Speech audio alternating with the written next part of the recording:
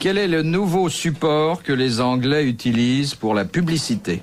L'ordinateur. Non, on appelle support en jargon publicitaire un espace sur lequel écoutez, par exemple, à New York, à Broadway, vous avez maintenant un grand ordinateur avec un écran de télévision et qui vous change les publicités instantanément. Non, ça c'est le procédé, mais là, il s'agit vraiment d'un support que les Anglais sont encore seuls à employer. Le dos des gens. C'est un dos, mais c'est pas celui des gens. Pas des voitures, parce que nous l'avons en France. Non. Imaginez la publicité qu'on pourrait faire sur le dos de Monsieur Castelli. Oh bah vous savez, on m'en a tellement envoyé sur le dos. J'en ai tellement pris sur le dos. Rien que sur le dos? Oh, toute libidineuse. Non, jalouse, elle vous aime bien. Je s'en fout bien. Tenez-lui la main comme l'autre jour. Là, moi, j'adorais vous voir la main dans la main. Oh, la bagouze. C'est pas la main que je regarde, c'est la bagouze. On dit le dos, mais en fait, le mot exact serait peut-être pas dos, serait plutôt le revers. Ah, le revers d'une veste? Non. Sur un revers de fortune. Le revers de la médaille. Et vraiment, pour penser à utiliser cet espace disponible, mais enfin... Un billet de banque? Peu évident, pour faire de la publicité, il faut une grande gamberge. Le revers... Bon, cherchez pas Alice, de toute manière, vous savez pas. C'est sur un être humain. C'est sur un être humain. Non, pas du tout. C'est un objet de grande consommation qui intervient des millions de fois dans la vie quotidienne.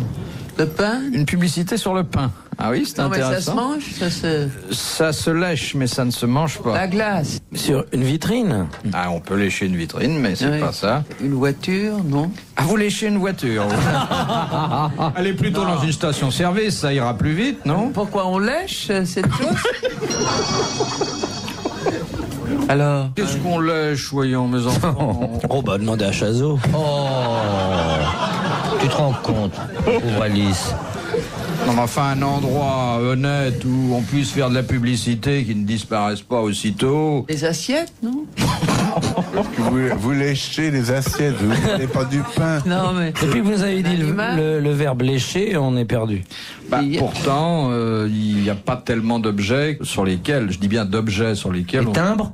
Oui. Les timbres. C'est au dos, au revers des timbres. Bonne réponse de Jacques Chazot. Tu vois que ça sert de penser un peu. Ça sert d'être affranchi. Mais comment, je comprends pas. On lèche les timbres et il y a une pub, là. Oui, non, mais il n'y a pas de rapport. Je te raconterai tout à l'heure, chérie. Ouais. Quand vous n'avez pas une petite éponge sur vous, comme on en a au PTT, vous léchez le timbre pour le coller. C'est ça. Hein, ça vous est arrivé. Oui, bah, absolument. Et alors, les Anglais se sont aperçus qu'on vendait des dizaines de millions de timbres par an, qu'il y avait un côté qui était occupé par l'effigie de la reine et la valeur nominale, et que de l'autre côté, il n'y avait rien. Il y avait donc une surface blanche disponible.